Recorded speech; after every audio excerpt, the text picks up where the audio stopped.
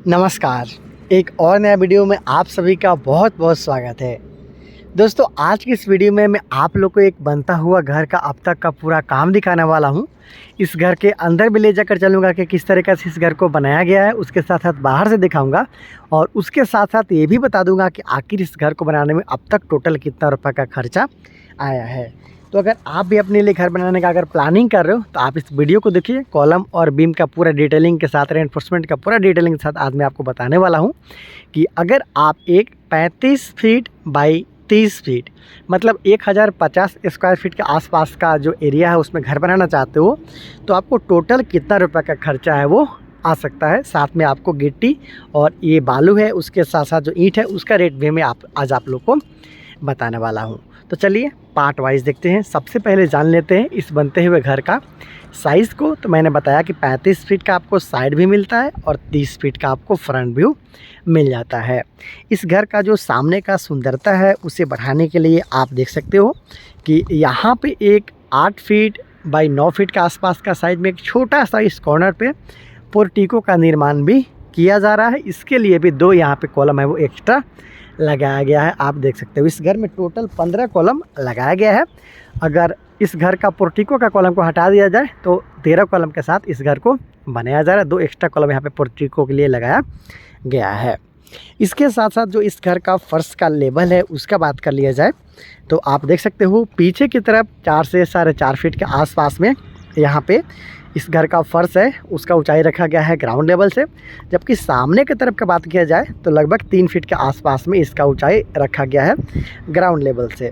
अगर देखा जाए तो सिर्फ यहाँ पे एक ही बीम पे काम चला लिया गया है, लेकिन अगर नियमता यहाँ पे बात किया जाए, नियम के साथ अगर यहाँ पे बनाते हैं तो आपको पता है कि अगर आपका ग्राउंड लेवल से 3 फीट तक अगर आपका फर्स्ट लेवल आता है तो आपको एक बीम से काम चल जाता है, लेकिन 3 फीट से ज़्यादा ऊँचा आता है तो आपको डबल बीम प्रोवाइड करना होता है या फिर एक बीम और एक DPC का प्रयोग करना चाहिए और किया जाता है। यहाँ पे अगर इस तरीका का आपके पास परिस्थिति है 4 से 4.5 फीट के आसपास में पीछे है, आगे में 3 फीट के आसपास में, तो डबल बीम का प्रयोग कीजिए, एक ऊपर में और एक ग्राउंड बीम में, मतलब दोनों तरफ इस तरीक़ा से आपको बीम का प्रयोग करना चाहिए। नहीं तो ये जो बीम आप देख रहे हो इसको आपको ग्राउंड लेवल पे देना चाहिए, उसके साथ साथ इस लेवल पे DPC का प्रयोग भी करते हुए कुछ पैसों की बचत करते हुए आप अपने घर को बना सकते हो। तो दोस्तों ये तो था इस घर का साइड व्यू। फ्रंट व्यू के बारे में मैंने बताया आपको। इधर का जो ऊंचाई है वो थोड़ा कम रखा गया है और पोर्टिको का निर्माण भी यहाँ पे किया गया है। घर का जो काम है उसका बात कर लिया जाए तो देख सकते हो छत का ढलाई तक कंप्लीट कर लिया गया है। साथ में फ्लोर बीम का भी कास्टिंग यहाँ पे किया गया है। ये आप देख सकते हो साइड और सामने की तरफ पूरा फ्लोर बीम यहाँ पे आपको आसानी के साथ दिख जाता है। कॉलम का जो साइज़ है यहीं से आप देख लीजिए, शायद आप ज़्यादा अच्छे तरीक़े से समझ पाएंगे क्योंकि उधर कॉलम के साथ जो ब्रिक वर्क है वो कर लिया गया है। चलिए मैं आपको एक कॉलम के पास ले जाकर दिखाता हूँ। यहाँ पे कुछ गलत काम भी किया जा रहा है, उसके बारे में भी आप लोग को बताना चाहता हूँ। कॉलम का जो साइज़ है इसका बारे में बात कर लिया जाए तो इसे आप देख सकते हो कि 10 इंची बाई 10 इंची का रखा गया है और जिसमें 4 सिरे का प्रयोग किया गया है। 12 mm का ऊपर छत पे चल के मैं आपको दिखाऊंगा, लेकिन देखिए कुछ इस तरीक़ा से इस छत का इस जो कॉलम है उसका कास्टिंग किया गया, पर ऊपर से नीचे तक ये जो कोर है वो टूटा हुआ आपको नज़र आएगा। तो ऐसा आपको नहीं करना चाहिए, अच्छे तरीक़े से इसका कास्टिंग करवाना चाहिए। ये कोर इसलिए टूट जाता है क्योंकि आप मान लीजिए कि आपने इस कॉलम का कास्टिंग आज किया और फिर कल शाम तक कोई और कॉलम का कास्टिंग करना है तो इसका जो फ्रेम होता है उसको लोग उसका अगले दिन या फिर एक दिन बाद ही निकाल लेते हैं, तो उस समय कुछ इस तरीक़े से सेट नहीं हुआ रहता है और ये जो कोर है वो टूटने का समस्या आता है। इधर और भी ज़्यादा टूटा हुआ है, आप देख सकते हो कुछ इस ढंग से यहाँ पे टूटा हुआ है। ऐसा आपको नहीं करना चाहिए। कम से कम 2 से 3 दिन आपको इसे छोड़ देना चाहिए ढलाई के बाद में, ताकि वो अच्छे तरीक़े से सेट हो जाए और उस दौरान आपको पानी इसमें देते रहना चाहिए, क्यूरिंग करते रहना चाहिए, ताकि जब ये सेट हो जाए उसके बाद फिर आपको इसको खोल के दूसरा जगह फ्रेम में लगाना चाहिए। तो ऐसा में आपका कॉलम है वो मजबूत बनता है। रेनफोर्समेंट भी आप यहाँ से भी देख सकते हो कि 4 सिरे का इस्तेमाल यहाँ पे किया गया है 12 mm का, और जो प्रत्येक कॉलम है उसका भी कहानी है वो सेम है। 4-12 mm का जो सरिया है उसका इस्तेमाल किया जा रहा है। जो प्लिंथ बीम है इस घर के लिए उसका साइज़ भी 10 इंची बाई 10 इंची का ही रखा गया है और उसमें भी 4 सिरे का प्रयोग किया गया है 12 mm का। एक और गलती यहाँ पे किया गया, देखिए कभी भी आप जब बीम का काम करते हो या फिर आप वो बीम चाहे फ्लोर में हो, लिंटल में हो या फिर आपका प्लिंथ हो या फिर आपका ग्राउंड लेवल पे हो, कभी भी आपको बीम का कंस्ट्रक्शन करना है कोशिश कीजिए कि एक ही दिन में पूरा बीम का कंस्ट्रक्शन कर लिया जाए, क्योंकि जब पार्ट वाइज करते हो तो इस तरीक़ा से जो आप देखिए बीम का काम क्या है पहले उसको आपको जानना चाहिए। बीम का काम है जो भी लोड है उसको कॉलम तक पहुंचाना, फिर कॉलम के जरिए वो नीचे की तरफ आता है। तो अगर आपका बीम ही मजबूत नहीं रहेगा तो फिर वो कॉलम का जो या फिर जो हमारे घर का लोड है वो नीचे की तरफ ट्रांसफ़र अच्छा तरीक़ा से नहीं कर पाएगा, और आने वाला दिन में अगर अच्छा तरीक़े से आप बीम को मजबूत नहीं बनाते हो तो कोलैप्स का स्थिति में भी वो जो है वो सबसे पहले टूटने का कगार पर होता है। तो कभी भी कोशिश कीजिए कि जो घर को आपको बांध के रखता है बीम को, उसको एक बार में आपको कास्टिंग करना चाहिए। स्टेप वाइज आपको काम नहीं करवाना चाहिए एक बार में। जैसे मान लीजिए आपको ग्राउंड लेवल का जो बीम है उसको कास्टिंग करना है, कोशिश कीजिए कि एक बार में आपको नीचे का बीम कास्टिंग कर लीजिए। फिर जब आता है आपका घर का काम प्लिंथ लेवल तक तो एक बार फिर से कास्टिंग कर लीजिए।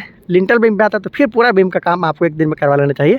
ऐसा करने में जो आपका घर का मजबूती है वो कई गुना तक बढ़ता है। उसके साथ साथ देख सकते हो कि यहाँ पे अभी भी यहाँ पे सरिया किसी कारणवश दिख रहा है, ये देख सकते हो इस तरीक़ा से यहाँ पे आपको ऊपर वाला जो सरिया है वो दिख रहा है, शायद गेट के लिए यहाँ पे छोड़ा गया है, गेट पे यहाँ पे जाम किया जाएगा। तो इस तरीक़ा से आपको बीम को टुकड़े टुकड़ों में नहीं बांटना चाहिए, क्योंकि ये आपके घर का मजबूती के लिए चैलेंजिंग हो सकता है। तो देखिए इस ढंग से इसका जो काम है वो किया जा रहा है। ये है फ्रंट व्यू। अब जल्दी से इस घर के अंदर ले चलूँगा और दिखाऊंगा कि कैसे काम किया जा रहा है। लेकिन आप जो चीज़ यहाँ से देख सकते हो बाहर से, उसे एक बार अच्छे तरीक़े से आप देख लीजिए। इस तरीक़े से इस घर का फ्रंट व्यू होने वाला। यहाँ पे है विंडो, और उसके साथ साथ इधर भी आप देख सकते हो, इधर भी विंडो लगाया गया है।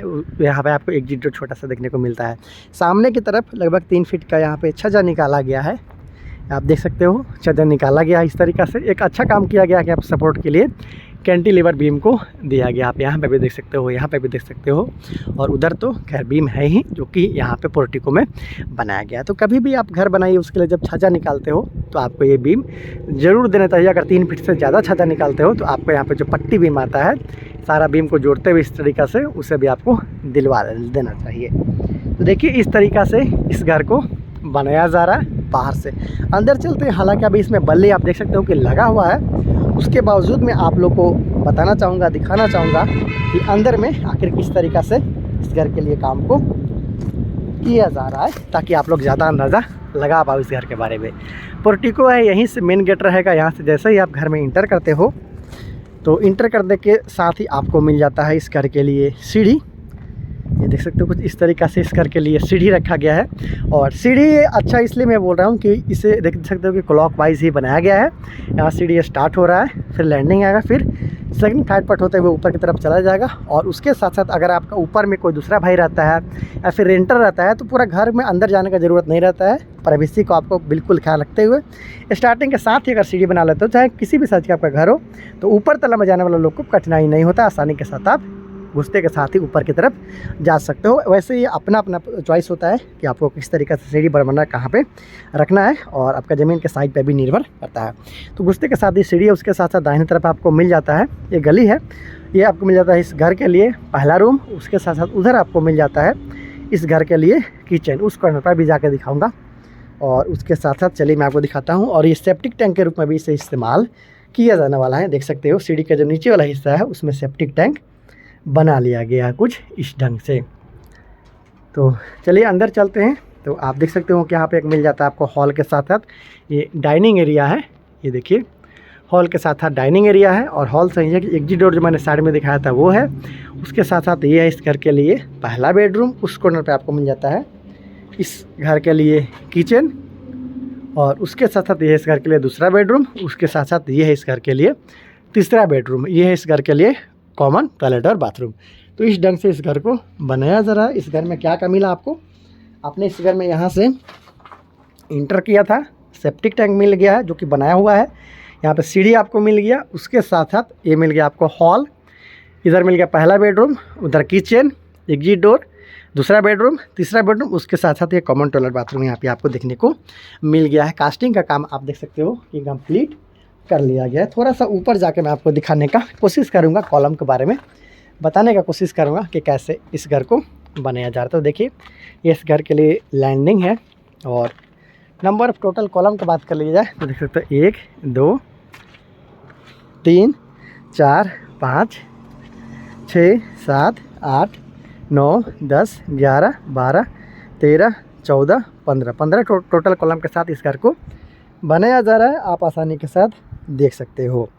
और ये जो सीढ़ी है इसे भी आप देख सकते हो कि कास्टिंग यहाँ पे कर लिया गया है। हालांकि आपको जब सीढ़ी का कास्टिंग करते हो तो इस तरीक़ा का इस्तेमाल बिल्कुल भी नहीं करना चाहिए। देखिए यहाँ पे क्या किया गया है कि जब इसके लिए पट्टा लगाया गया, जो हमारा लकड़ी का टुकड़ा होता है उसे लगाया गया, तो बिल्कुल नीचे में रखते हुए उसे लगा दिया गया। देख सकते हो यहाँ पे फंस गया है।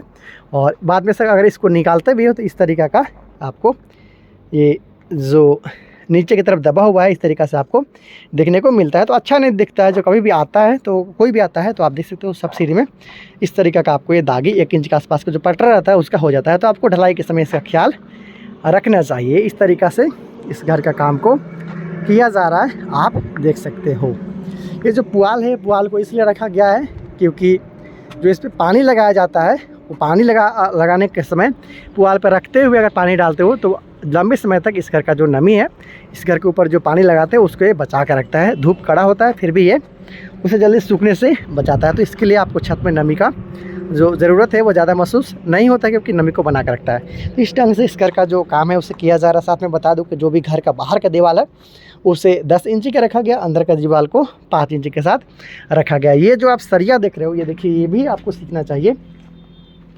जब आप फर्स्ट फ्लोर के लिए सीढ़ी बनाओगे तो यहीं से सीढ़ी स्टार्ट होगा, इसलिए छत के ढलाई के समय ही कुछ इस तरीक़े से आपको सरिया यहाँ पे निकाल दिया गया है। आप देख सकते हो ताकि ऊपर वाला जब तल्ला में छत बनाया जाए, सीढ़ी बनाया जाए तो आसानी के साथ यहाँ से सीढ़ी वो निकल जाए। इस तरीक़े से सरिया यहाँ पे निकाला गया है।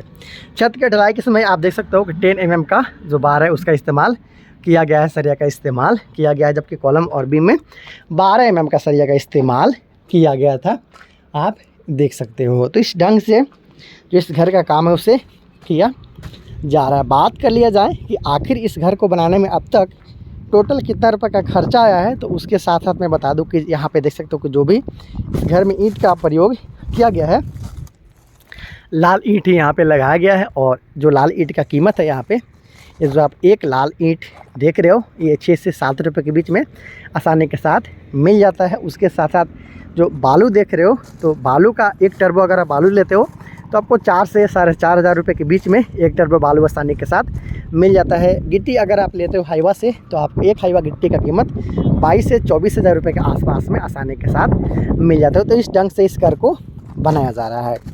बात कर ले कि आखिर इस घर को बनाने में अब तक टोटल कितना रुपये का खर्चा आया है।